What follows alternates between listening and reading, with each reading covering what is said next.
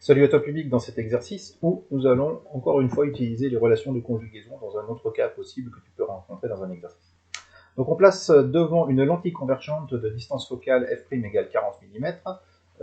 Attention à bien convertir en mètres, comme je te l'ai déjà dit dans d'autres exercices. Un objet AB de taille 1 cm. La distance algébrique OA séparant l'objet de la lentille est de moins 15 mm. Ok, donc alors déterminer graphiquement la nature droite ou renversée de l'image A'B'. Alors déjà, on va tracer on va faire, tu fais le tracé, hein.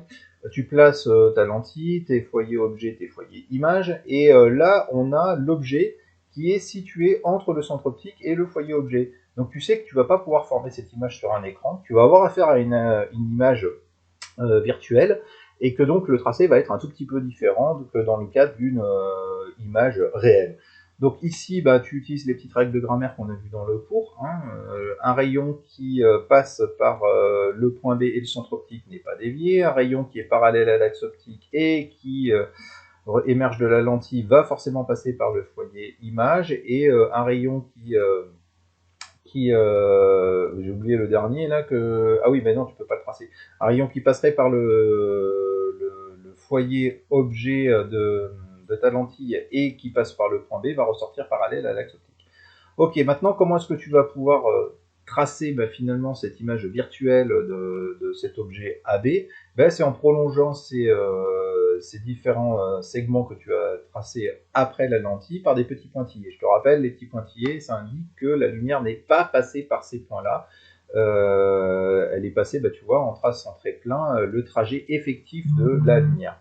Donc ici, le point de concours de tous ces tracés, c'est le point B' qui est ici. Tu as une image qui est plus grande et du même sens que l'objet AB. On est bien dans le cadre d'une image virtuelle, comme j'ai pu le décrire dans la leçon.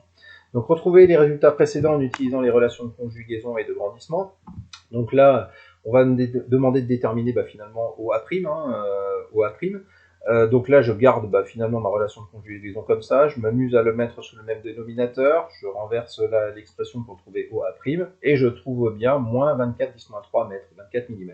Donc on est bien à gauche de la lentille, hein. Ce signe moins, il te dit bien que là, tu as affaire à une image qui est virtuelle et située à gauche de la lentille.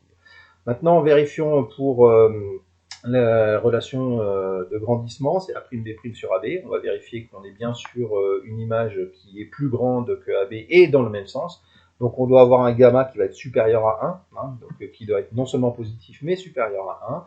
Donc là, on va utiliser la relation pour déterminer A'B'. Hein. AB on l'a, OA' on vient de le déterminer, OA on l'a, et on tombe sur 1,5 cm, alors que notre objet AB était de 1 cm. Donc ça, pareil, tu vérifies, hein, quand tu es sur un exercice, tu vérifies que déjà, la taille de ton image virtuelle A'B' est plus importante que celle de ton objet, comme sur ta construction graphique, et le fait que ce soit positif ici, ça indique aussi qu'elle est dans le même sens que ton objet AB. Ça, c'est des moyens de vérifier si tu t'es pas trompé dans tes grandeurs algébriques, si tu n'as pas oublié un signe moins quelque part, et si tu as bien converti tout dans les mêmes unités.